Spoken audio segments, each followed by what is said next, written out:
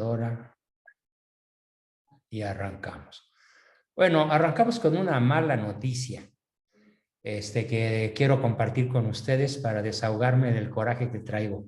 Resulta que YouTube me castigó 8 días sin poder subir videos a mi canal porque me atreví a hablar mal de la masonería, que es el azote del mundo.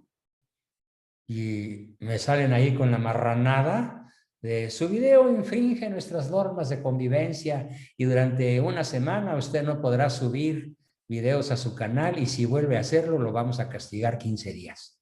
Y si vuelve a hacerlo, eliminamos su canal. O sea, estamos como en la Rusia de la NKVD o la Alemania de la Gestapo, bajo un régimen totalitario absurdo. Bueno, ya me desahogué, en esa estoy. Ni modo, pues hay que adaptarnos a un planeta dominado por los malos, ¿no? Dominado por los peores sujetos que la Tierra ha producido. Ni hablar, hay que aprender a sobrevivir. Bueno, pues ¿de qué se va a tratar la sesión de hoy? Como recuerdan, en la sesión pasada, si mal no recuerdo, platicamos sobre mi experiencia en el internado de mi tío, ¿recuerdan? ¿Sí?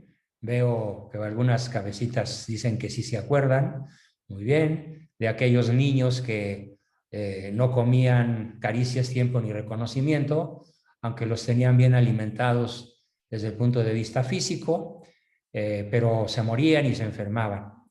Bueno, pues hay otras historias muy interesantes que hoy vamos a ver para que hagamos la analogía, es decir, la comparación de cómo está nuestro hogar en comparación a cada una de las historias que hoy toca narrarles.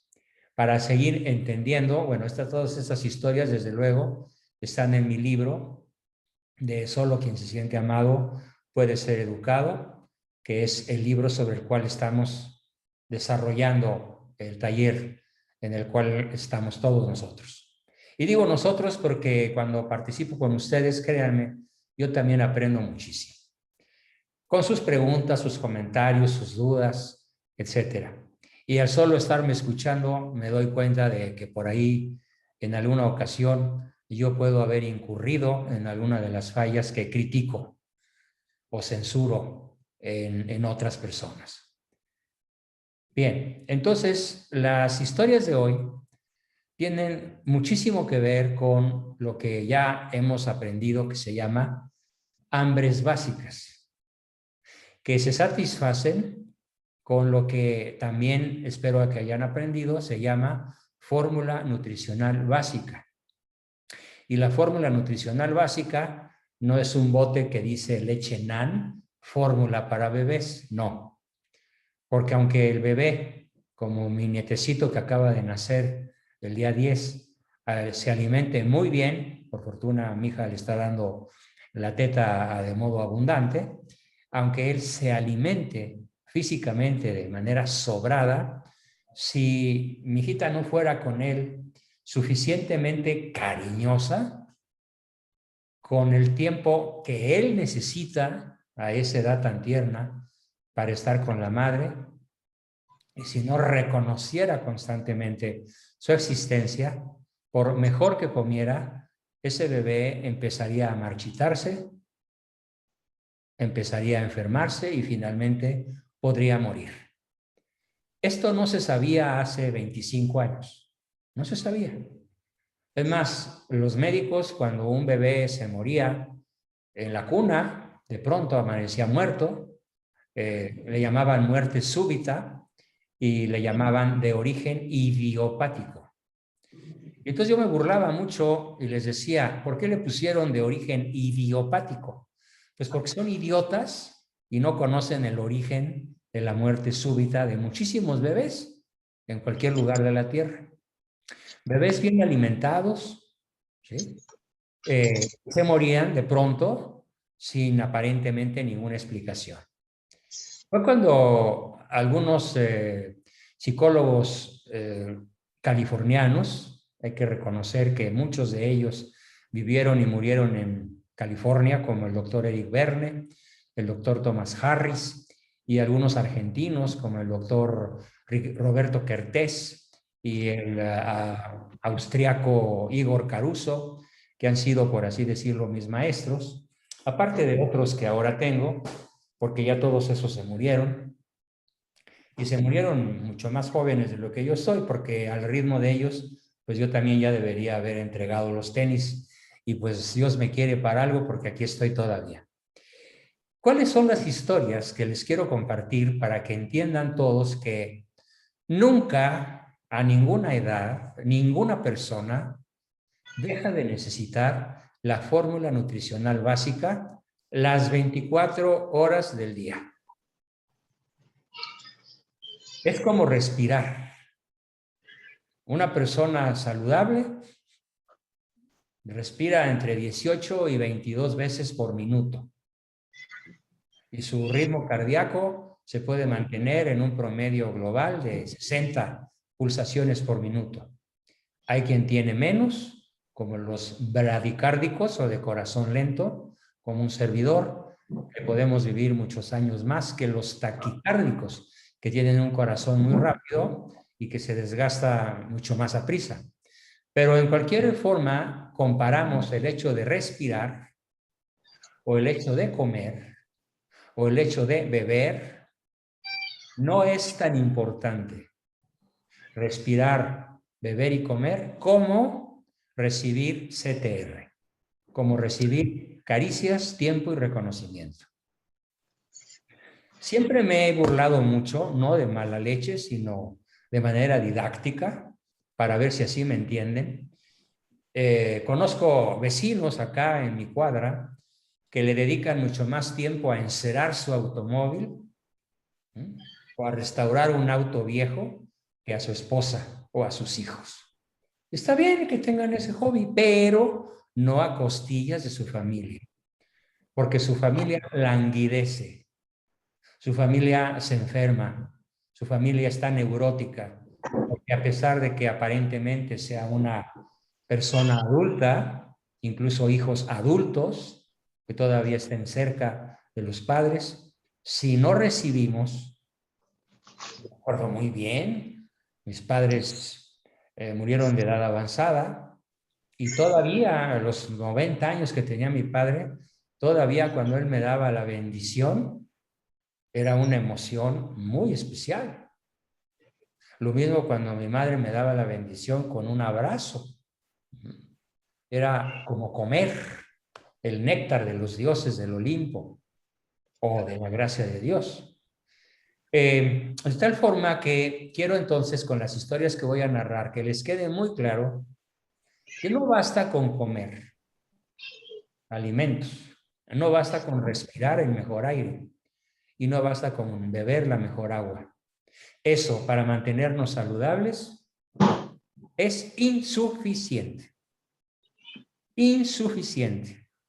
Al grado de que las personas de cualquier edad nos podemos deprimir, enfermar y morir por no recibir suficientemente la fórmula nutricional básica que llamamos caricias, tiempo y reconocimiento, CTR.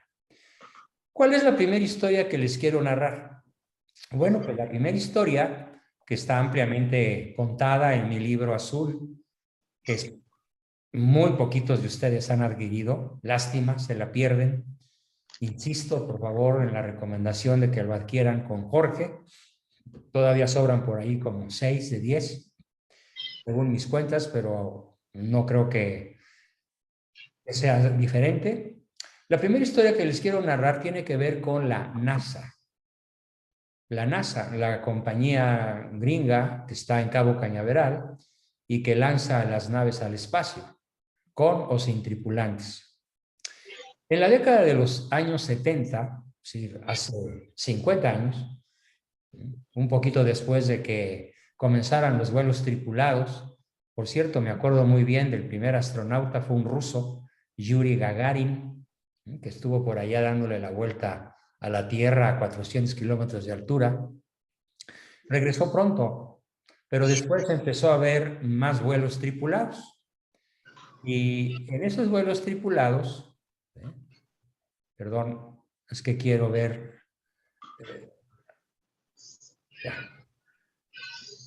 Ya silencié, porque oigo por ahí los chillidos de algún bebé. Estos vuelos tripulados empezaron prácticamente de manera masiva con muchos astronautas en la década de los 70. Y la mayor parte, o la totalidad, mejor dicho, perdón, de estos vuelos tripulados fueron lanzados en cohetes de altísimo poder que salían de la Tierra a 28,000 kilómetros por hora, o sea, 28 veces más a prisa que un jet comercial, o 30 veces más rápidos que un jet comercial. Y allá estaban varias semanas, meses incluso, dándole vueltas a la Tierra y observando el amanecer y el atardecer hasta 3 o 4 veces cada 24 horas, por la velocidad que llevaba la nave en la cual ellos estaban ahí encerrados. Bueno, y cuando regresaban a Tierra, los astronautas regresaban como tocados del cerebro. Regresaban a Tierra con multitud de problemas de personalidad. Algunos se suicidaron. En memoria de ellos, prefiero no decir sus nombres. Otros se deprimieron muchísimo y fueron a dar a un hospital psiquiátrico. Muchos no se recuperaron y ya murieron. Sí, estamos hablando de 50 años de distancia. Otros se tuvieron a una moto, le dieron toda la velocidad posible y se estrellaron a 280 kilómetros por hora contra otro automóvil o contra una barda.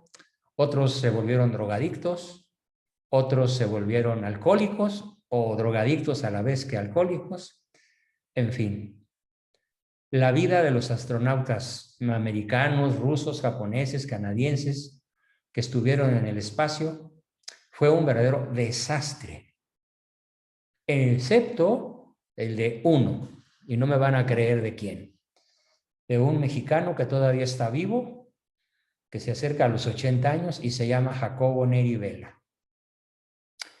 Los norteamericanos de la NASA, que todo lo investigan, lo primero que hicieron fue ponerse a investigar por qué el mexicano no había perdido la cabeza como sus colegas norteamericanos, japoneses, chinos, rusos, canadienses, etc. Y encontraron datos muy interesantes. Pero antes de decirles por qué, es muy importante entender cómo eran las condiciones de vuelo. Las condiciones de vuelo en el espacio implicaban un tremendo aislamiento durante muchos días, semanas o incluso meses. Pérdida de estímulos. ¿Sí? Pero ¿cómo lo supieron los técnicos de la NASA? ¿Cómo supieron las consecuencias del aislamiento? ¿Cómo supieron ellos las consecuencias de estar en el espacio viendo tantas maravillas que se pueden ver desde allá, todos los días a la misma hora, de la misma manera? Tal vez alguna variante por ahí con algún huracán que se ve como una cosita que da vueltas con un agujero en medio de color blanco en diferentes partes de la Tierra, como los que ahorita se están formando en el Pacífico y en el Atlántico, porque ya viene la temporada de huracanes. Pero generalmente siempre la vista era repetitiva. Entonces, con los astronautas que regresaban a Tierra, les preguntaban las condiciones en las que habían estado, qué habían sentido, y fue así como en Tierra, en Cabo Cañaveral, yo estuve ahí un par de veces en una visita que por tierra hice con mi esposa por curiosidad. Y claro, está a 3,400 kilómetros de donde ustedes viven, pero bueno, la misma distancia más o menos que yo recorrí para estar ahí. Y se reconstruyeron las condiciones de vuelo para estos astronautas con nuevos voluntarios, con astronautas que no hubieran tenido la experiencia espacial, pero que quisieran participar en un experimento de modo voluntario para ver qué era lo que enfermaba a los astronautas, pero tomando en consideración algunos factores que no les he platicado.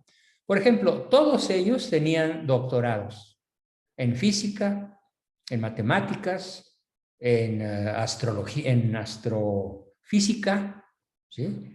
Ya iba a decir astrología, no, la astrología no es una ciencia, es una vacilada, eso de los horóscopos. Gente de extraordinaria capacidad intelectual. Además de ser extraordinarios en su formación profesional, debían tener una condición físico-atlética que les permitiera correr la milla, ¿sí?, en 4 minutos, cuando en realidad un campeón olímpico la puede correr en 3:40 o 3:45. Entonces eran personas físicamente superdotadas. Con una otra condición, todos tenían que tener una familia estable. No admitían personas divorciadas o personas con algún vicio, drogas, alcohol, ni siquiera cigarrillo. Tenían que ser personas de un estado de virtud, de potencia física y de capacidad intelectual muy superior al de los mejores de la Unión Americana o de los países que estaban lanzando esas personas al espacio.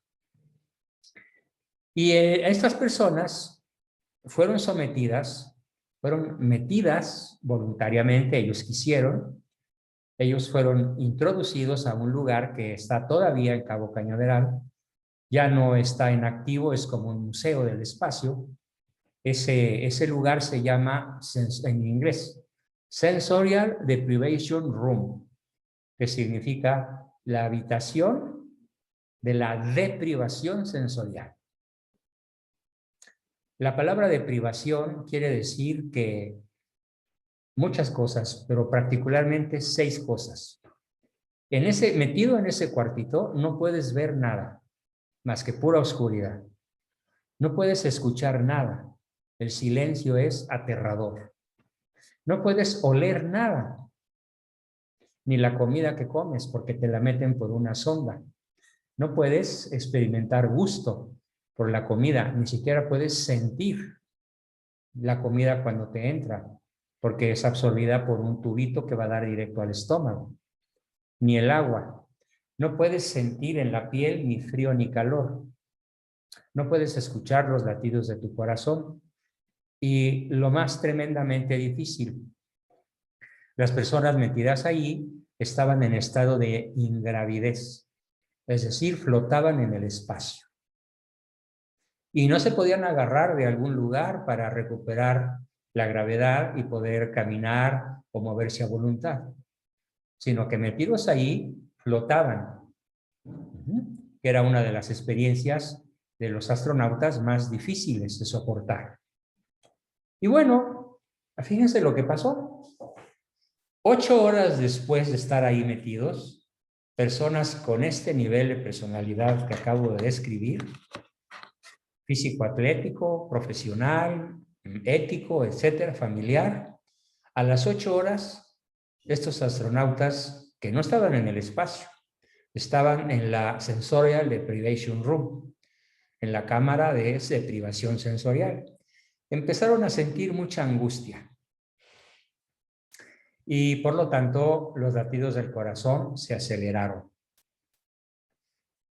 De una pulsación de 50 por hora subieron a 75 o 80. Tan solo a la 8ª hora de estar ahí metidos. Y los experimentadores dijeron, déjenlos otras 8 horas, hasta sumar 16. Y a las 16 horas empezaron a tener en los sensores que estaban conectados a su cabeza y a su corazón, empezaron a tener síntomas de difícil estado de supervivencia. O sea, a las 16 horas de estar encerrados ahí, estas personas de primerísimo nivel empezaron a experimentar terror, ansiedad, asfixia, ganas de salir, de gritar, de ya no estar ahí. Pero no dependía de ellos salir, porque las condiciones que habían firmado decían que iban a salir cuartito de deprivación sensorial cuando los experimentadores lo considerasen prudente, no cuando ellos quisieran salir. Bueno, los experimentadores dijeron, déjenlos otras 8 horas. Y así fue como sumaron 24 horas. Y a las 24 horas, ¿qué fenómeno creen que empezó a ocurrir en todos? Unos a las 22 horas, otros a las 25, otras a las 18. Los más débiles empezaron a sufrir, atención, alucinaciones. La palabra alucinación es muy importante entender de qué se trata. Es como si en estos momentos ustedes estuvieran viendo a su lado un monstruo, un demonio, una serpiente que no existen, pero las ven de manera tan real como si existieran. Como si la boa los fuera a atacar y a devorárselos. Como si el demonio los tuviera sujetados por las manos y las piernas y no se pudieran mover. No estoy hablando de imaginar, estoy hablando de sentir. La alucinación se siente, ¿sí? No se imagina, se siente. Muy diferente a las ilusiones ópticas, que a lo mejor alguno de ustedes ha experimentado cuando en esas interminables carreteras de USA va uno, a mí me ha pasado, camino de Nogales a Phoenix, me ha pasado que veo a lo lejos un lago. Y digo, ay, mira qué bonito es el lago. Y llego a donde está supuestamente el lago y no es un lago, es arena. Eso se llama ilusión óptica, porque cuando llegas ahí, a donde supuestamente debería estar el agua que se está viendo a 10 kilómetros o 30 o 40 kilómetros de distancia, pues no hay agua, hay arena. Eso es una ilusión óptica. La alucinación consistiría en que a pesar de que no hay agua, yo me bajara del auto y me tirara un clavado a la arena creyendo que es agua. Esa es una alucinación. Bueno, pues todos los astronautas que se quedaron en la cámara de deprivación de estímulos más de 24 horas o 22 o 24 en promedio, sufrieron pues terroríficas alucinaciones. De hecho, es probable que ustedes hayan visto o escuchado por ahí alguna historia que se llama Alien, el octavo pasajero, con una extraordinaria actriz. No es bonita, pero es muy inteligente y excelente actriz, Sigourney Weaver, que filmó 3 o 4 películas sobre el tema de los aliens, o sea, de los personajes extraterrestres que son monstruosos y se comen a los pasajeros de la tripulación de la nave espacial. Y ese monstruo fue diseñado a partir de lo que algunos astronautas contaron cuando ya estaban en tierra y habían recuperado la cordura y decían, es que a mí me salió de pronto un monstruo de muchos tentáculos con una boca enorme, me puso la boca encima de mi rostro y de mi pecho, me clavó como aguijón en el pecho y después se retiró de algunas horas de estar ahí torturándome y unos días después me nació del pecho un monstruo. Y ese monstruo era chiquito cuando nació, pero se fue creciendo a base de comerse a los pasajeros, hasta que no quedó más que la heroína. No me acuerdo del nombre de la muchacha en la película, pero la actriz es ella, Sigourney Weaver. ¿Y de dónde se sacaron estas escenas tremendas? Las personas que no tienen nervios de acero, mejor no les recomiendo que vean la serie de Alien, Alien 1, 2, 3 y 4, porque sí son bastante terroríficas. Entonces, se contaron estas historias a partir de algunas alucinaciones que habían tenido los pasajeros en el espacio o incluso en los que habían estado encerrados en la cámara de deprivación de estímulos. O sea, cuando una persona, y esta fue la conclusión de los jefes de vuelo, de los técnicos, cuando una persona no recibe suficiente atención de su esposo, de su marido, de su esposa, de sus padres, sobre todo en la niñez y en la adolescencia, e incluso en la juventud, cuando no recibe suficientes caricias a la manera que el otro las necesita, no a mi manera, a la manera del otro. Nada más estúpido, perdón por el insulto, es con toda intención, que esa canción terrible que se llama My Way, que la canta Frank Sinatra. My Way es la peor canción que se haya escrito en la tierra en cuanto a letra. La música es bella y la voz que la canta es espléndida. Pero, ¿qué dice en esa canción? No sé si amé, si fui feliz. Lo único que sé es que fue a mi manera. Y así seguiré hasta el final. Y tomaré de cada instante el aroma y la flor. Y así seguiré hasta el final a mi manera. Y jamás hubo para mí un amor que fuera importante. En esos momentos me dan ganas de retorcerle el cuello a Frank Sinatra o decirle, cállate, desgraciado, ¿no? Porque eso de que jamás hubo para mí un amor que fuera importante es justamente lo que a varios de ustedes les puede estar pasando. Que algún objeto sea más importante que la esposa. Que el trabajo sea más importante que el marido. Que los hijos sean más importantes que la pareja entre sí. Que la mamá y el papá sean más importantes que tu marido o tu mujer. Que tus hijos, señora, sean más importantes que tu pareja. Son gravísimos errores de los cuales ya comentaremos en su momento. El hecho es que eso de que my way, el amor es a mi manera, y jamás hubo para mí un amor que fuera importante, y así seguiré hasta el final a mi manera, yo digo que esa canción la escribió Lucifer. Literalmente, el demonio inspiró esa letra. Porque el amor no es a mi manera. El amor es a tu manera, a la manera de quien amo, a la manera del otro, a la manera de mi hijo, de mi esposa, de mi marido, de mis padres, de mi prójimo. El amor, solo el amor verdadero, solo es así, a la manera de quien digo amar, no a mi manera. Entonces, volviendo a la cuestión de la historia que les estaba narrando, se descubre con el experimento de Cabo Cañaveral, ya en tierra, que quien está aislado o se siente aislado emocionalmente puede llegar a alucinar.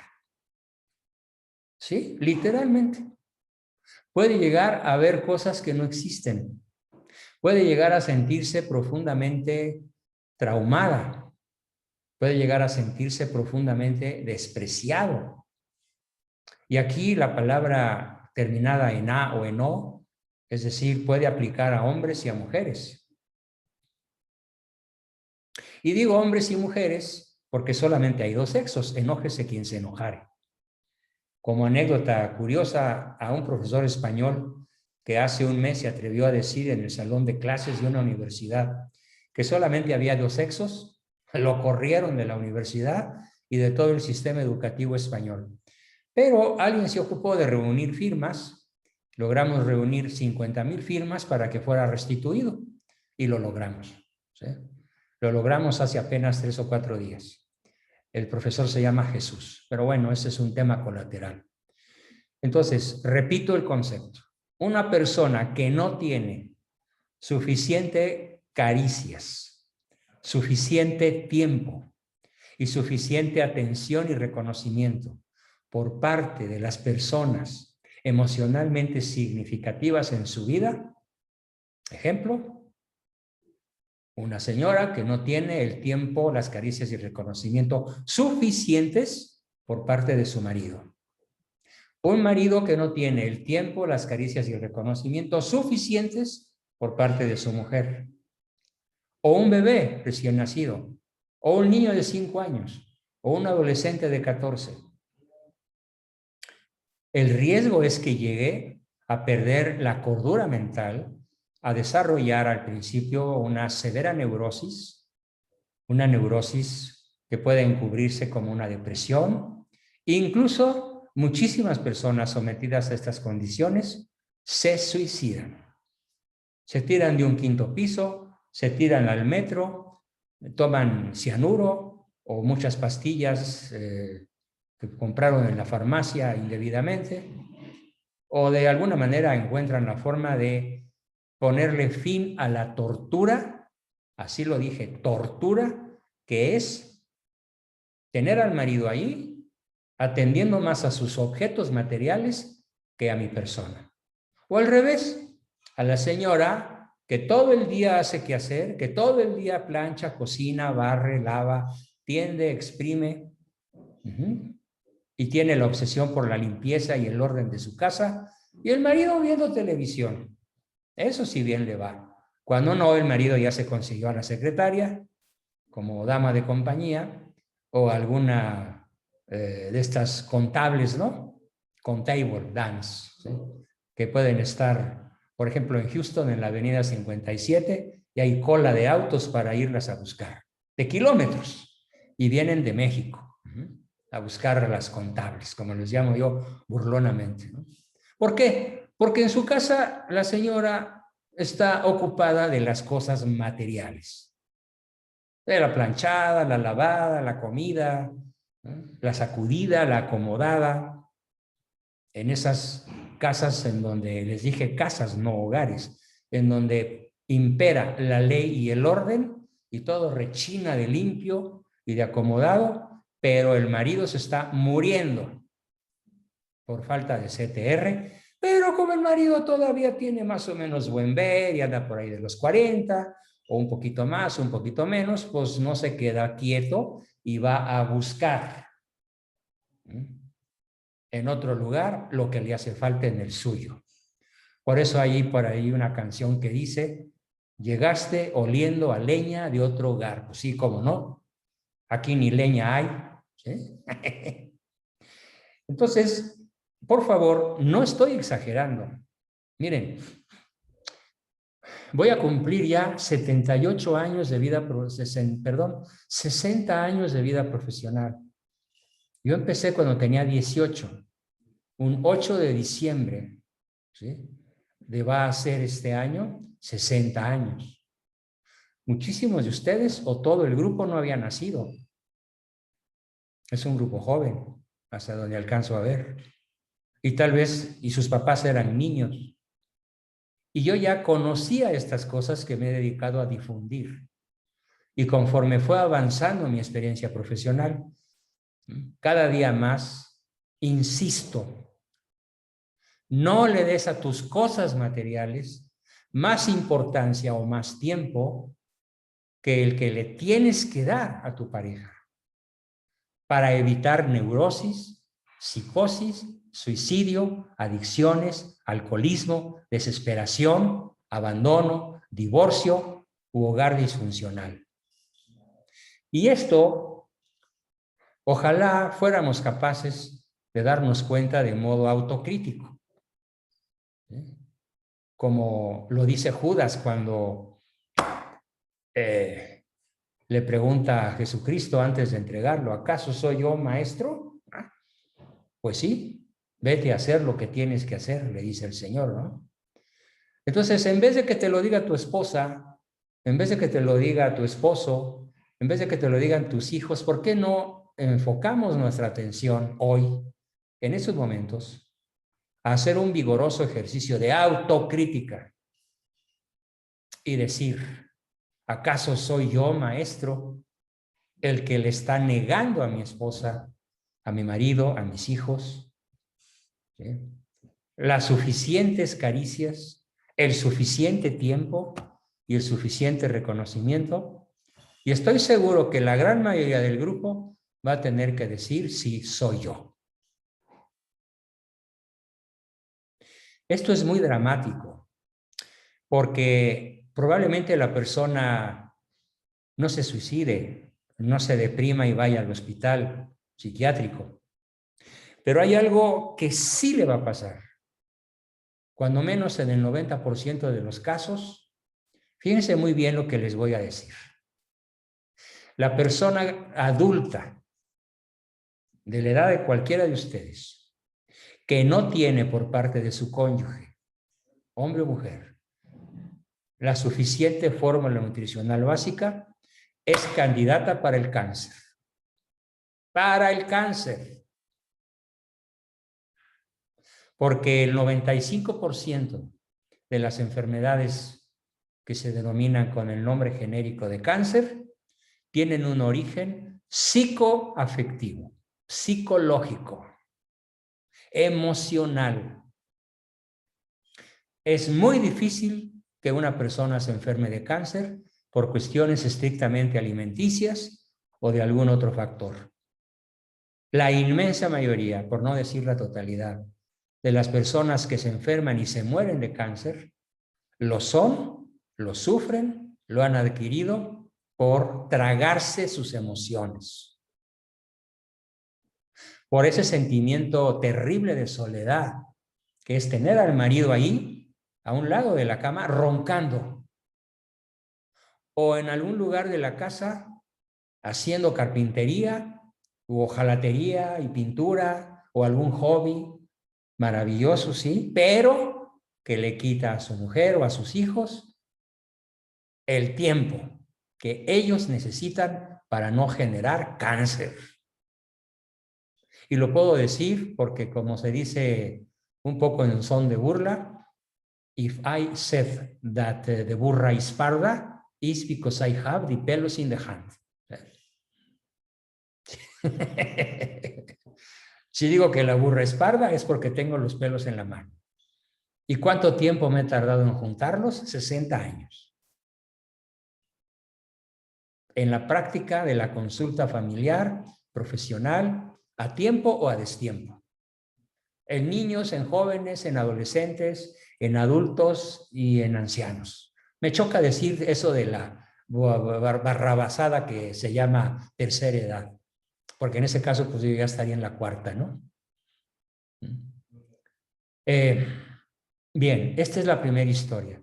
La historia de los astronautas encerrados en la cámara de privación de estímulos. No está en Cabo Cañaveral, ¿eh? ¿Saben dónde está? Probablemente en tu casa. Tal vez ahí está tu marido, encerrado. Tal vez ahí está tu esposa, encerrada. Y ya está desarrollando un cáncer, aunque tenga 30 años. Más si tiene 50. Así que, por favor, sean autocríticos y propónganse analizar con absoluta sinceridad si acaso soy yo maestro y tomar la decisión adecuada. No estoy pidiendo que dejen sus hobbies, sus pasatiempos y sus quehaceres hogareños, no. Pero todo cabe en un jarrito sabiéndolo acomodar. Todo cabe en las 24 horas si lo sabemos estructurar, como va a ser uno de los temas futuros, el análisis de la estructuración de tiempo, que a algunos de ustedes les falla gachísimo. No voy a decir con quién, pero hoy me di un buen entre con alguna persona del grupo que me está viendo, que tiene el tiempo patas arriba y que nunca se organiza para nada.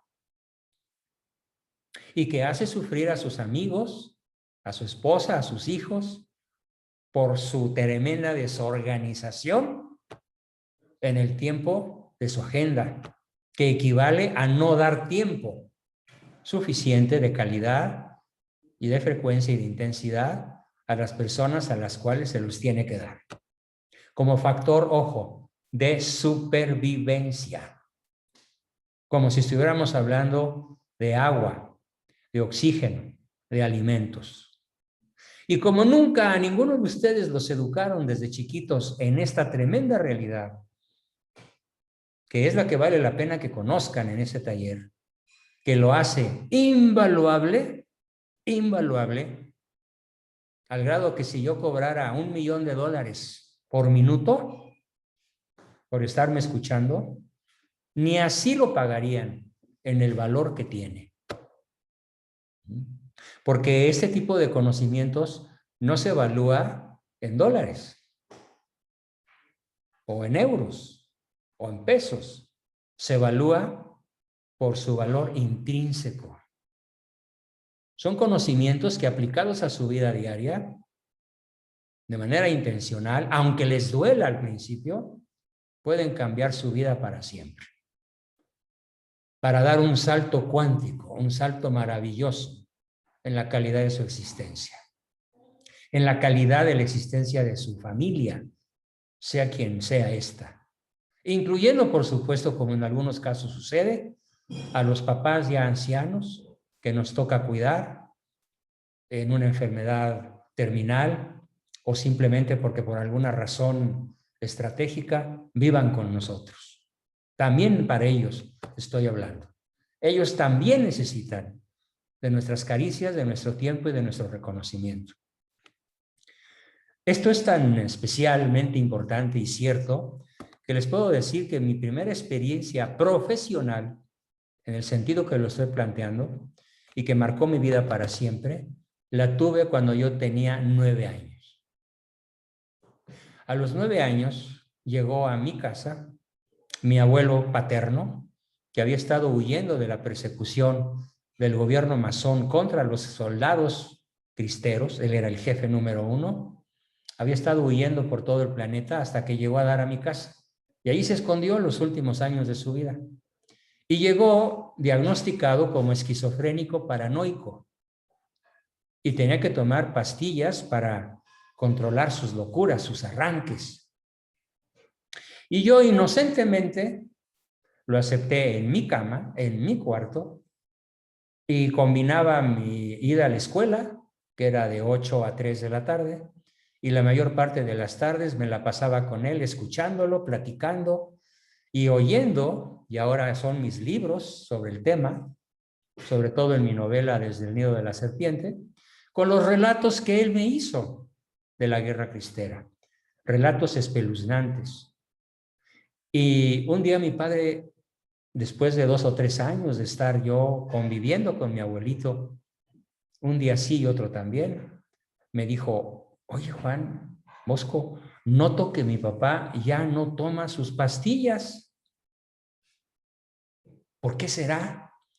Y yo inocentemente le dije la verdad sin saber que tenía razón. Le dije: pues no será, papá, porque por fin tiene alguien que lo escucha, o sea, yo. Así que fue mi primer éxito profesional. Él murió lúcido, sano, contento, en gracia, y me transmitió en esos 3 o 4 años que alcanzó a estar conmigo sus tremendas experiencias en la guerra cristera, espeluznantes, muchas de las cuales ya están narradas en mi novela, incluso con un nombre ficticio. Él en la vida real se llamaba Adalberto Abascal del Río, y en mi novela se llama de otra manera, por respeto a su memoria y para que pues, el gobierno no nos persiga como nos persigue, y lo platiqué hace un rato, bloqueándonos YouTube y Facebook y cuantos castigos nos puedan caer encima por criticar la perversidad de los gobiernos masones que gobiernan el planeta, que desgobiernan el planeta. Bueno, pues esta es la primera historia. Así que toca hacer una profunda autocrítica acerca de, ¿no será que esto está sucediendo en nuestra casa? Porque para que llegue a ser un verdadero hogar, se necesita cierto desorden, por ahí algún pantalón tirado, algún zapato suelto, algún lugar sin sacudir, algunos trastes sin lavar. Pero que haya caricias, tiempo y reconocimiento. Eso es lo que hace la diferencia entre una casa y un hogar verdadero. Bien, pero hay otra historia.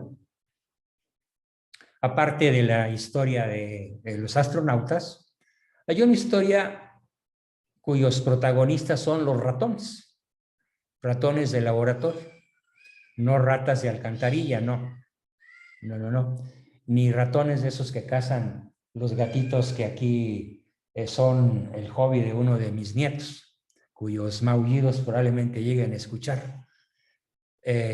No, estoy hablando de ratones limpios que se llaman cuyos y que fueron sujetos a experimentación en diversas universidades del mundo. Y a mí me tocó participar en esos experimentos cuando yo estaba en el 4º año de la Facultad de Psicología en la Universidad Iberoamericana en el año de 1963. Ya llovió. Bueno, pues, ¿cuál fue el experimento con ratones? Se los platico porque también vamos a hacer la analogía. La analogía va a ser contestada con una pregunta. ¿En qué jaula estoy yo? ¿O en qué jaula tengo a mi familia? ¿Y cuáles son o van a ser las consecuencias? Muy probablemente a corto plazo. O a mediano o a largo plazo, no importa, finalmente la tragedia va a llegar. Los ratones fueron divididos en 4 grandes grupos, muchas veces. El primer grupo lo metimos en una jaula que se va a llamar la jaula A. En la jaula A metíamos a los ratones todos hacinados, apretujados, amontonados, con comida de mala calidad, agua puerca, sucia, contaminada, y de vez en cuando llegábamos, tomábamos la jaula y la tirábamos al suelo. No de manera tan violenta que pusiéramos en riesgo la vida de los ratoncitos, pero sí menudo susto que les dábamos. Y también a veces le arrimamos un gato que tenía toda la intención de comérselos, pero pues los barrotes eran suficientemente apretados para que el gato ni siquiera pudiera meter una garra, pero pues los espantaba mucho. Y así era la vida de aquellos pobres ratones, encerrados, hacinados, mal comidos, mal bebidos, asustados y maltratados. ¿Qué pasó 3 meses después de tenerlos así? No lo voy a decir ahorita, sino hasta el ratito. Luego tenemos la jaula B, que es exactamente todo lo contrario de la jaula A.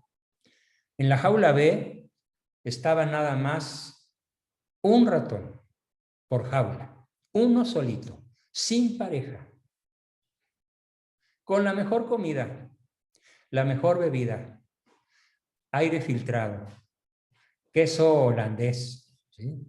Filete de res, la mejor comida. Pero en los 3 meses no recibió la visita, ni siquiera por un ratito de un ratoncito o de una ratoncita. Cero. Cero contacto con otro espécimen, compañero que pudiera ser de su existencia ratonil. Esa fue la jaula B. ¿Qué pasó con ese ratón? Sin compañía, pero espléndidamente alimentado.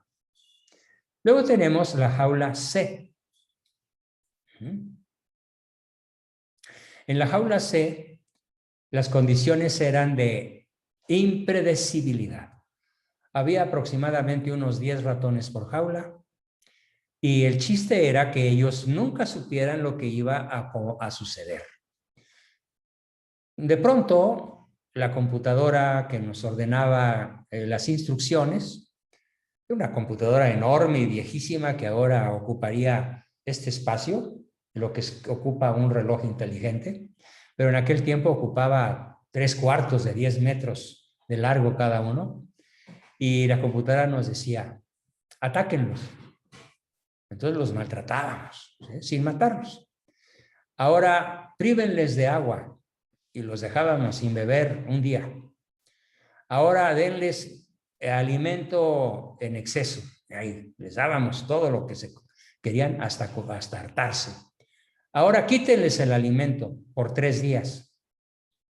Es decir, el ratón, el pobre ratón, nunca sabía qué iba a suceder al rato. ¿Cuál fue el resultado de lo que llamamos la jaula de la impredecibilidad?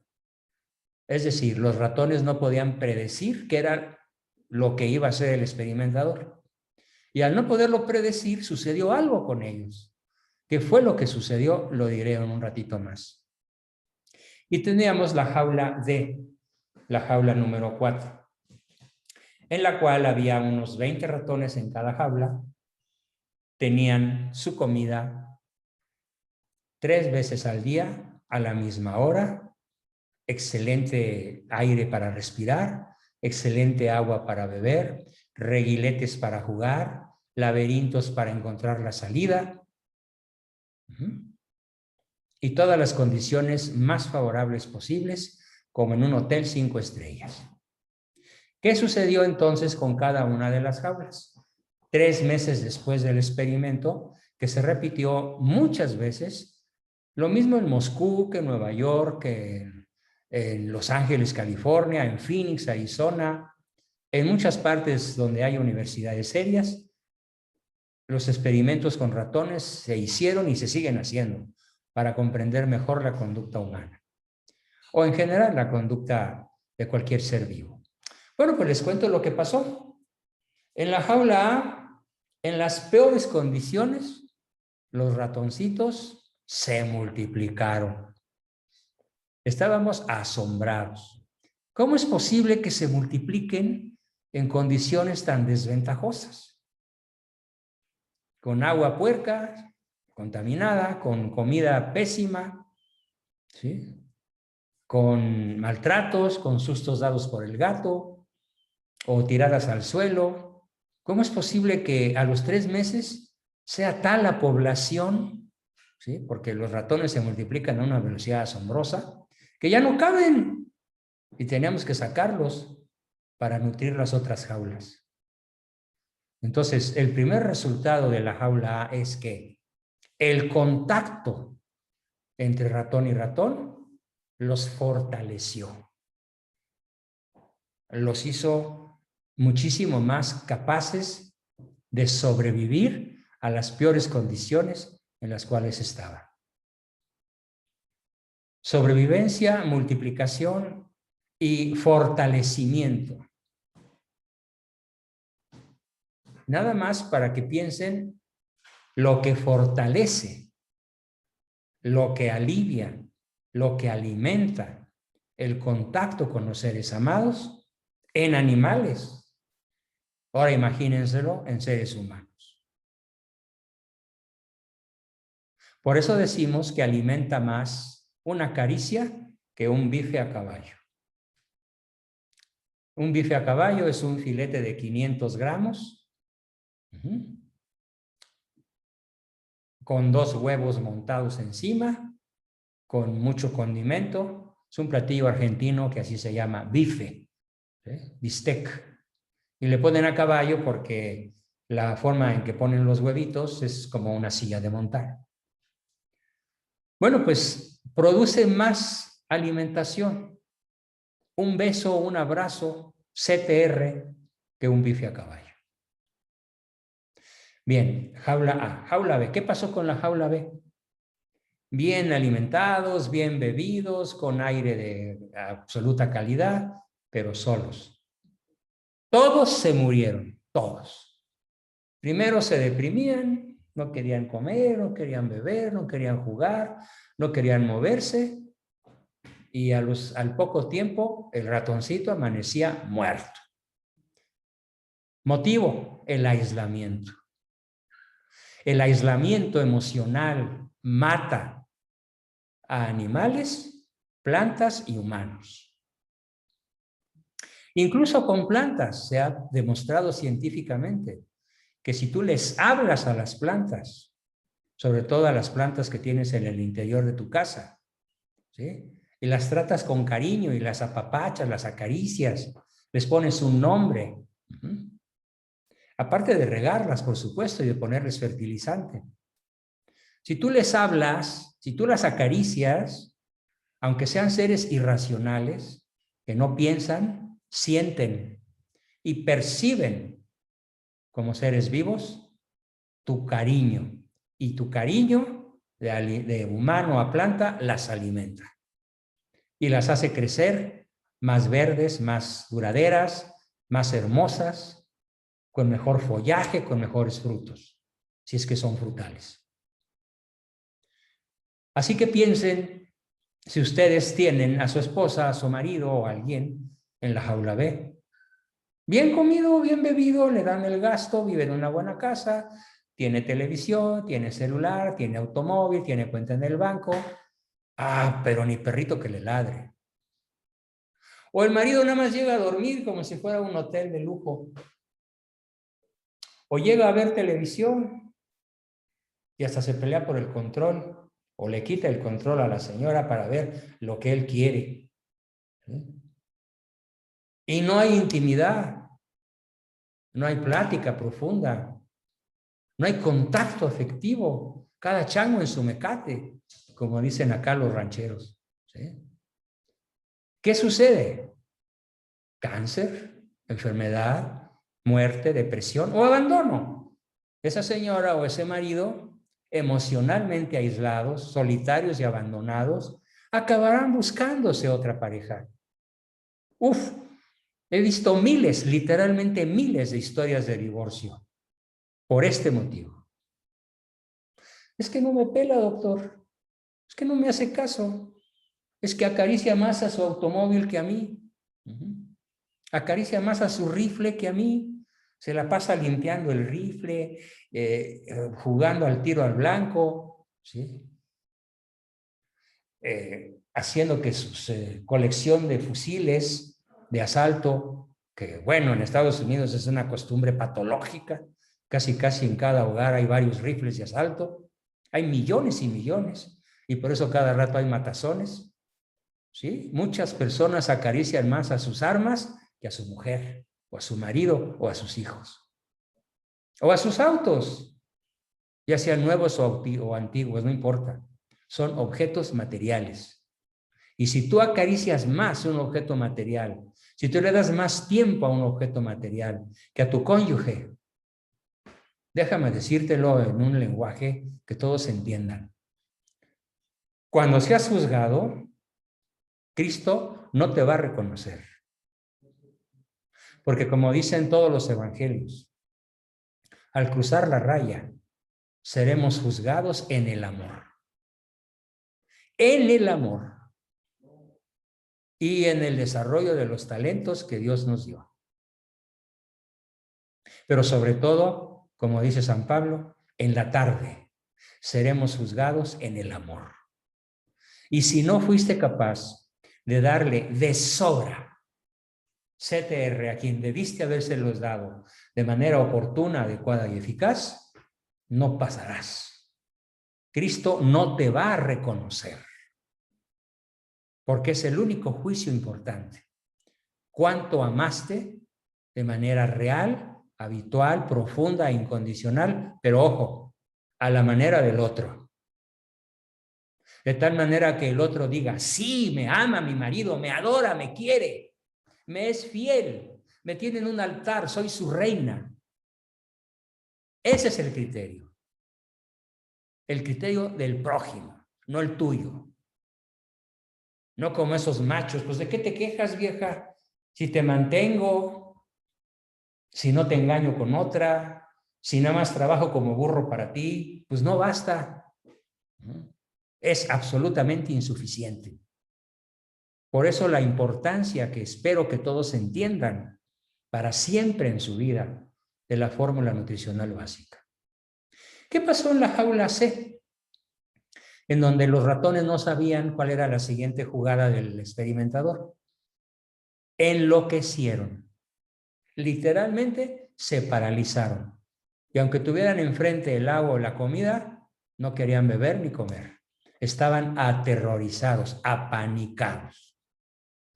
En el idioma correcto, estos pobres ratones sufrieron lo que se llama catatonia, parálisis. Es cuando nuestros hijos, por ejemplo, se encierran en el cuarto y ya no quieren salir. Solo están con el celular. Ahí está su caricia, ahí está su tiempo, ahí está su reconocimiento. No quieren saber nada de papá y mamá. Porque no son predecibles. Un día el papá, vámonos al box, vámonos al fútbol, a ver, te acompaño, cuéntame de tu novia. Y luego pasan 8 días y ni lo pelan. Y así crece el chamaco, sin poder predecir. ¿cuál es el siguiente paso de su padre o de su madre o de ambos? A la vuelta está la catatonia, la parálisis, o que se quiera largar del hogar porque ya alguien le puso su casa aparte. Y generalmente es una mala compañía. Pero esa mala compañía sí le da CTR. Además, con alcohol, drogas y tabaco. Pero le da CTR. Y ahí anda el chamaco buscando lo que no tiene en su hogar. O la señora o el marido buscando lo que no tiene en su hogar. Eso sí está a tiempo de escaparse. ¿Y qué pasó en la jaula D? Bueno, pues los ratones crecieron y se multiplicaron y fueron muy felices para el resto de su vida, aunque a algunos les tocó ir a la jaula A, otros les tocó ir a la jaula B, otros les tocó ir a la jaula C, pero mientras estuvieron en la jaula D, con estabilidad, con comida, con bebida, todo, pero sobre todo con estabilidad y juntos y reproduciéndose con los de su especie, vivieron, y podemos decir como el final de los cuentos, y fueron muy felices. ¿Sí? Bien, pues esta fue la sesión de hoy, queridos amigos, y enseguida pasamos a sus preguntas, dudas, comentarios o aportaciones. ¿Quién lanza la primera? Soy todo oídos. Espero que el grupo empiece a salirse del mote que les puse, los callados. ¿Los callados? Así les puse hace 8 días. No, bueno, desde que los conozco, poco participativos, tengo que estar jalando la participación, pero qué bueno que ya abriste boca, Juan Carlos. A ver, adelante. Hace 8 días, o hace 15, perdón, había una de las parejas o familias que estaban escuchándote. Yo no pude estar. Me escribió, pero no pude entrar, ya está muy tarde. ¿Qué pasa con aquellas parejas que dejan de hablarse por días, por semanas, o por meses? Pues están en la jaula que llamamos Sensorial Deprivation Room y van a alucinar o van a salir corriendo, se van a dar un tiro o se van a deprimir o van a desarrollar alguna enfermedad psiquiátrica o cáncer o todo eso junto. No hay otra posibilidad. Y otra de las preguntas que tenían en ese entonces era de que, ¿qué pasa cuando la pareja toma decisiones sin tomar en cuenta a la esposa o al esposo, a tomar decisiones que deberían ser tomadas en pareja? Pues ese es otro tema que vamos a ver próximamente, que se llama descalificación. Y la descalificación no es una caricia negativa, ni es ausencia de caricias. La descalificación es un mecanismo que en inglés se llamaría knockout. ¿Sí? Literalmente queda noqueada, tendida en el centro del cuadrilátero o en una esquina, hecho papilla por la descalificación. Y si además esa conducta es sistemática, pues acaba por aniquilar a su pareja, porque se siente descalificada. Gracias, somos. Bien. ¿Alguna otra pregunta, comentario, aportación? Adelante, todavía tenemos un rato. Parece que María levantó la mano. A ver, María, por favor. Sí, buenas noches. Yo tengo una pregunta, o sea, Sí. ¿qué hacer? Como, por ejemplo, yo tengo 4 hijos, pero una ya está casada y otra no vive aquí conmigo, está fuera del estado, y tengo 2 hijos en casa. El que va a cumplir 20 años, pero yo quiero abrazarlo y él no me deja, me rechaza, le hablo, no me contesta, me manda mensajes. El otro, ahorita que estaba explicando las jaulas, como que si los identificara en la jaula C. Mi esposo trabaja más tiempo afuera y es un poco, ¿qué puedo hacer? Híjole, está muy difícil decírtelo sin tener yo conocimiento de ellos. Pero teóricamente tienes que encontrar algo muy difícil de encontrar que se llama clave de acceso. Imagínate tú esta computadora desde la cual estoy viéndolos, ¿sí? Yo llegué, a tiempo, la abrí y luego me pidió un password, enter, ¿no? Si yo no me sé el password, por más que teclee y le diga, préndete y jala, no lo va a hacer. Tengo que saberme el password. Entonces lo escribo correctamente y ya puedo usarla. Cada ser humano es mucho más complicado que una computadora. Tienes que encontrar, te toca encontrar, ya sabemos que no quiere un abrazo, pero ¿qué cosa sí podría querer? No quiere una conversación, pero ¿qué cosa sí podría gustarle? No quiere tu cercanía, ¿qué cosa sí podría agradarle? No lo sé. A ti te toca descubrirlo. O Pero sea, sí, yo lo invito a comer, o sea, y no acepta él se la pasa más tiempo fuera que en la casa. Hace unos 3, 4 años nos reclamó que él se sentía, yo sé que he fallado mucho, pero él nos reclamó que mi esposo siempre trabajaba fuera y yo, me pasaba mucho tiempo en la iglesia. fíjate, qué terrible cosa, como él lo he criticado toda mi vida. A ver, ¿qué te dice el Señor al pie del altar al que vas a dejar tu ofrenda? Está en el Evangelio. ¿Qué te dice?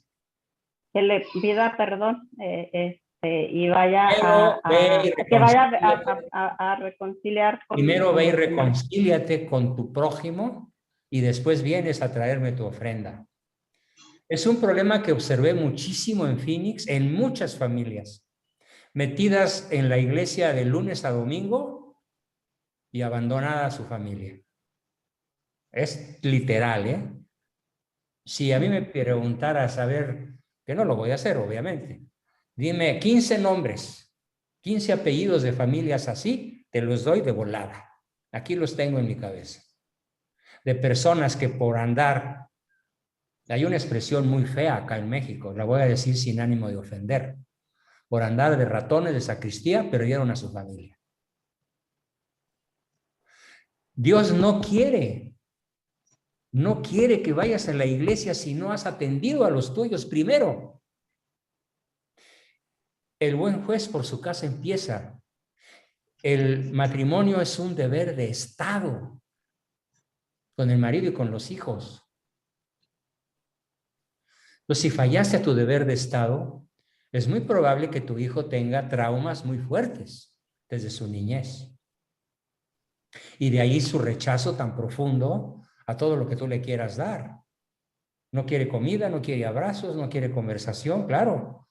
Se volvió catatónico, se volteó hacia adentro. Ahora, para sacarlo, imagínate, qué difícil. Pero no pierdas la esperanza. No dejes este grupo el tiempo que dure. Y muy probablemente en el futuro puedas ir descubriendo, no sin grandes dificultades, no sin grandes esfuerzos, algo que puedas hacer.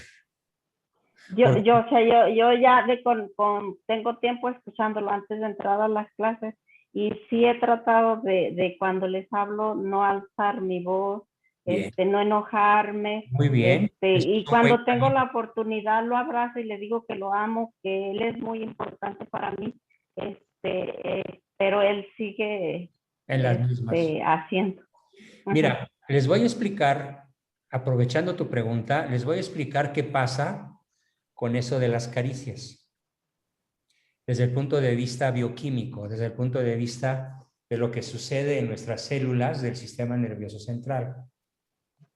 Cada ser humano ya en la adolescencia tiene aproximadamente, fíjense muy bien, 144,000 millones de neuronas. No 144 millones. A 144 millones añádele 3 ceros. Y cada una de esas neuronas se ha alimentado de las caricias, del tiempo y del reconocimiento que tú le hayas dado. Si tú eras una persona que alzaba la voz, lo fuiste muchos años, ¿no?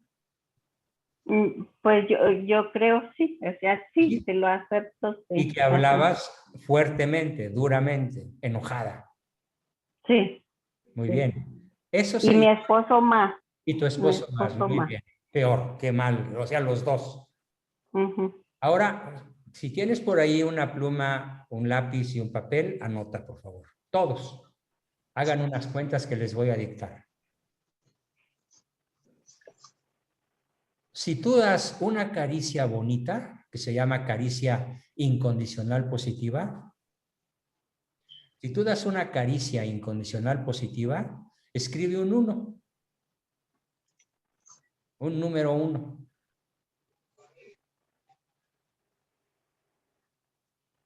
Ahora, si tú das una caricia condicional negativa, o sea, un enojo, un grito, una regañada, un insulto, un mal humor, escribe 10, un 10. Ahora haz una resta. 10 menos 1 igual a 9. A 9. ¿Cuántas veces al día te enojabas? ¿10 veces? ¿5 veces? No, no recuerdo. Bueno, digamos que 5 veces. Ahora multiplica 5 por 9. ¿Cuánto da? 45. 45. Multiplica por el número de días, luego por el número de meses, luego por el número de años. ¿De qué tamaño es tu deuda? De millones. Millones de caricias no dadas. ¿Cómo la vas a pagar? Tal vez siendo paciente, incondicional, amorosa, de aquí a que te mueras. Y tal vez te perdone tu hijo cuando tenga hijos. Y sepa lo que es ser padre. Tal vez, y tal vez no. Porque la deuda que contrajiste con una caricia buena al día y 10 negativas al día es una deuda de 9 multiplicada por 5, 45, por 7 veces a la semana, 400 y pico, por mes, imagínate, por año, imagínate. Y la deuda crece y crece y crece y crece y ahora la quieres pagar con un abrazo. Pues no, él no quiere. Porque no cree en tus abrazos, no cree en tus palabras, no cree en su madre, no cree en su padre. ¿En qué cree? ¿Quién sabe? No lo conozco. A lo mejor en sus cuates, a lo mejor en su celular, a lo mejor anda dando malos pasos, no lo sé. Lo bueno sería que un profesional lo conociera y pudiera evaluar el tamaño del daño y la forma de corregirlo. A lo mejor sería bueno que tú le dijeras, oye hijo, estoy aprendiendo unas clases para saber ser buena madre y saber lograr que me perdones. A ver cómo reaccionan. Y me mandas un mensaje al número que ya les di. Aprovechenme, no sigan siendo el grupo tímido, por favor, el grupo callado. Ahí estoy. Y siempre me pregunto, ¿por qué no me escribe nunca una persona de este grupo? Mientras que de los otros grupos recibo hasta 100 mensajes al día y no dejo uno solo sin contestar. Ahí tienes el camino. Platícale lo que estás aprendiendo, a ver qué dice y dile que me vas a estar consultando, que vas a seguir tomando las sesiones para seguir aprendiendo cómo puedes pagar tu deuda de caricias, tiempo y reconocimiento con él. Y a lo mejor se ríe y se burla, pero tú sigue el camino, sin importar cuál sea su reacción.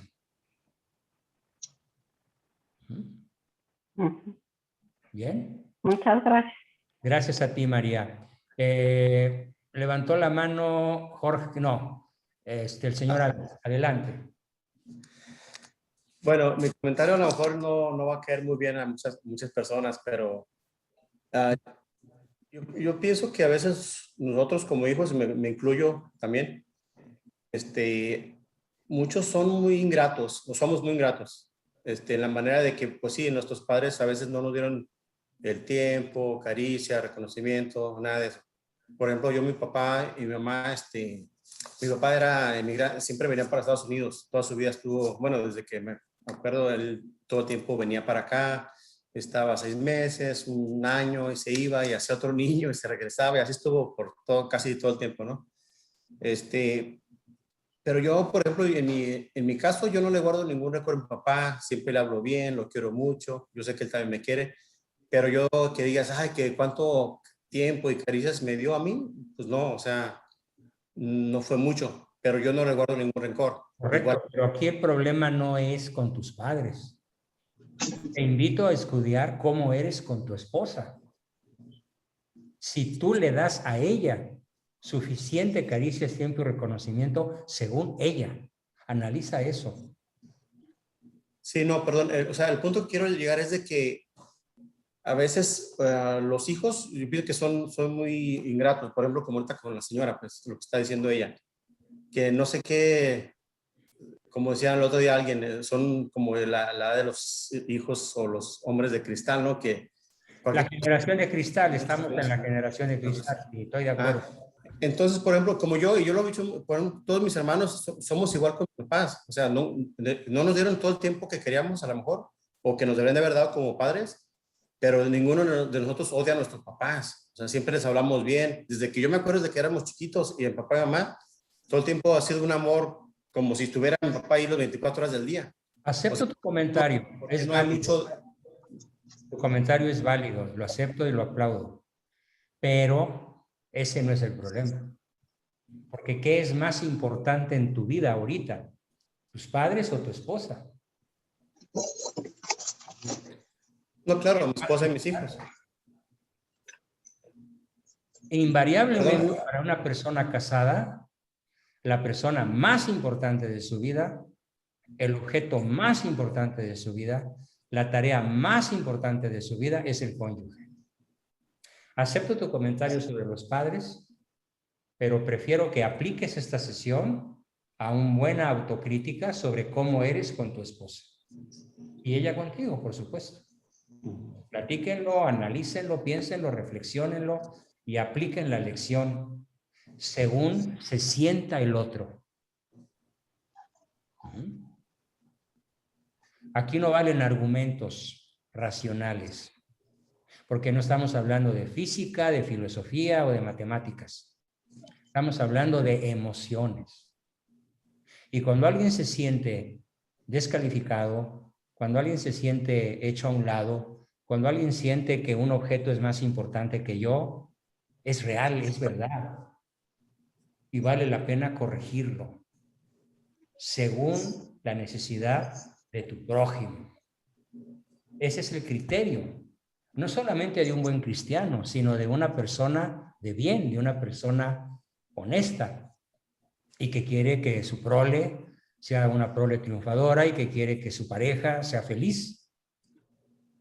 Aplica entonces no a los padres en primer lugar, sino en primer lugar al cónyuge, todo lo que hemos dicho hoy.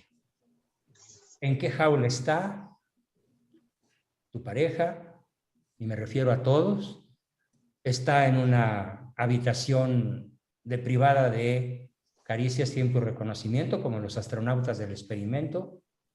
Está desarrollando neurosis, tristeza, depresión, desesperación, porque no siente reciprocidad en su afecto. Piénsenlo todos, sean honestos, aplíquenlo y verán cómo las cosas van a mejorar extraordinariamente.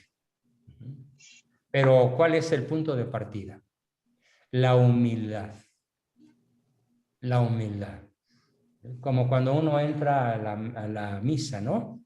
Lo primero que uno dice es, yo pecador me confieso a Dios Todopoderoso, que he pecado de pensamiento, palabra, obra y omisión. ¿Y cuál es la principal omisión en la que puede incurrir un ser humano? La principal omisión es el tema de un CTR. Y está demostrado científicamente en los lugares más serios de la Tierra. los más científicos, los más inteligentes, los que tienen mejor presupuesto, los que tienen los mejores cerebros, los que tienen las mejores personas. Esto es un conocimiento científico que hoy he querido proporcionarles para que de buena voluntad den un salto en la calidad de su vida en ese tema que hoy hemos visto. La próxima sesión vamos a ver los 6 tipos de caricias que existen, de los cuales solamente alimenta uno. Hay 6 tipos de caricias distintas, pero solamente uno es el que va a alimentar al prójimo y a uno mismo. ¿Cuál es ese tipo de caricias? Es nuestro tema de la próxima sesión, a la que espero que pues, el grupo esté un poco más nutrido de lo que estuvo hoy. Pues muchísimas gracias a todos. Juan Bosco, Sí, Jorge. ¿te puedo hacer otra pregunta? La última, Antes de que termine. como dicen los rancheros. Adelante. Referente al tema, por ejemplo, que estamos hablando de las caricias, cuando uno ya está consciente de, por ejemplo, en mi caso, que pues, si me enojo o si sé que yo la regué. Lleva la cuenta de las deudas, ¿eh? Bueno, sí, aparte. Pero, por ejemplo, si yo sé y reconozco que me equivoqué, pues yo me arrimo y ofrezco una disculpa, ¿no? Y le digo, ¿sabes qué? Pues me equivoqué por esto y esto y esto. Pero cuando es al revés, que uno ve que la pareja se enoja y todo, ya cuando uno le hace ver que cómo se siente uno y todo, y la pareja no pide perdón, es porque de ahí tú hablas de la humildad. O sea, ¿cómo se puede trabajar eso para que...? No, allí lo que pasa es que la deuda es impagable. Más bien, lo digo por experiencia profesional. Ajá. Si tu pareja, y me refiero a todas las parejas aquí presentes, si tu pareja la riega y no te pide perdón, quiere decir que la deuda en su interior, la deuda que tú tienes con ella, ya ocupa billones de dólares. Es el criterio justo. ¿Por qué no pide perdón? ¿Porque es mala? ¿Porque es soberbia? No, porque tienes con ella una deuda impagable, ¿ya no te cree? Dice que estoy orgulloso. Ese es el verdadero problema. Entonces, ¿qué te toca? Pagar, agachar la cabeza, doblar la cerviz, que no haciendo No, sí. doblar la cerviz. No, yo lo comparto aquí. Espérame. Y volver a pedir perdón por viejas ofensas. Por ofensas de hace 20 años. De hace 10, de hace 15 o desde que la conoces. Porque, mira, una ofensa, y ahorita no puedo arrugar este papel porque es un papel importante y no tengo otro a la mano para hacer el experimento. Pero si yo arrugo este papel una sola vez, ¿puede volver a quedar como estaba, aunque lo planche? No. Entonces, ¿de quién es la culpa? ¡Ay, maldito papel tan frágil! ¿O del que lo arrugó? Piénsenlo. A mí me ha pasado, y lo confieso como parte del grupo, cuando yo veo que mi esposa de alguna forma se acuerda, aunque no me diga, de alguna metida mía del pasado, una metida mía de pata del pasado, lo intuyo, lo ligo con algún error mío de hace 20 años, de hace 30 o de cuando sea, y le digo, ya sé que te está lastimando.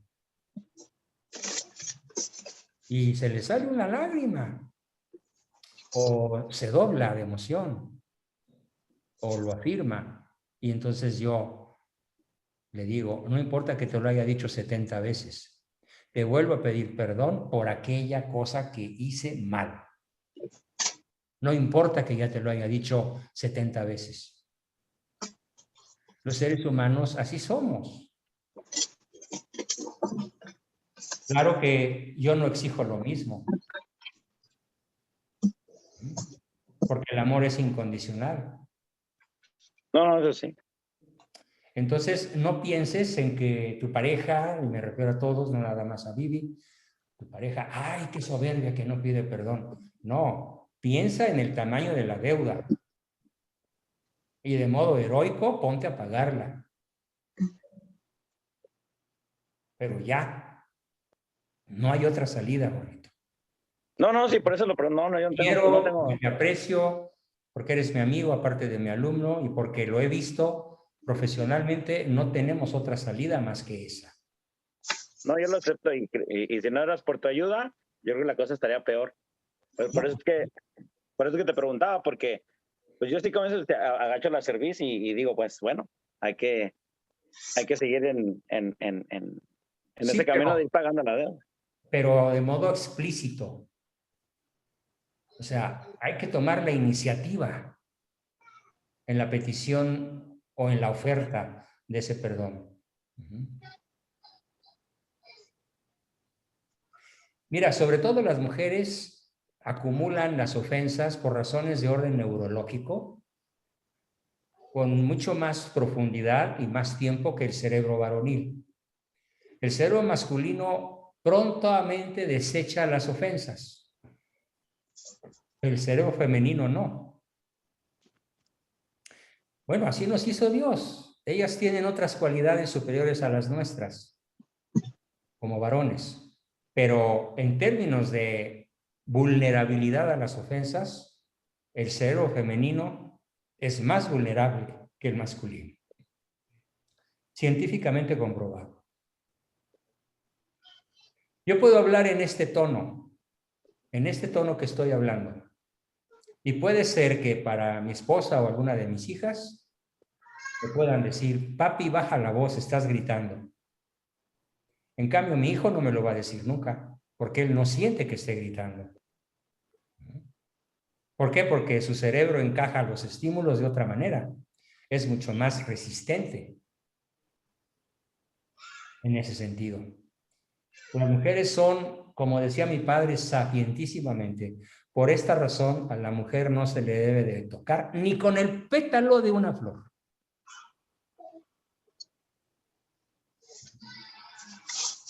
Y me consta que él en sus 60 años de casado así lo hizo con mi madre.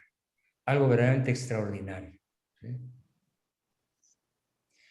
Lo máximo era escucharlo decir, sí, reina, sí, chula, chula. A ver, prefiero equivocarme en mi contra que en contra tuya. Tienes razón. Pues como lo que siempre has dicho, ¿no? Que más vale mantener el vínculo que tener la razón, ¿no? Exactamente. Ahí tienes, dicho por ti mismo, el corolario de esta sesión. ¿Ok? Bueno, mis queridos amigos, pues el tiempo se acabó. Les encargo, por favor, insisto, de manera no autoritaria, sino les suplico, por favor, que por su propio bien rompan el mito de que los libros son sagrados. Tóquenlos, no son sagrados. Tóquenlos, ábranlos y aprendan, lean. Háganlo. No es en beneficio mío, bravo, muy bien. Es en beneficio de ustedes. ¿Sí? Bien, pues muchísimas gracias. Nos vemos de hoy en 15, salvo las consultas individuales que puedan mandar a mi celular privado, a mi WhatsApp privado, que serán atendidas con muchísimo gusto. Pues muy buenas noches, sean felices, sean virtuosos. El Señor guíe. Buenas noches. Buenas noches. Buenas. Hasta la próxima. Gracias a todos. Un abrazo muy afectuoso para cada uno.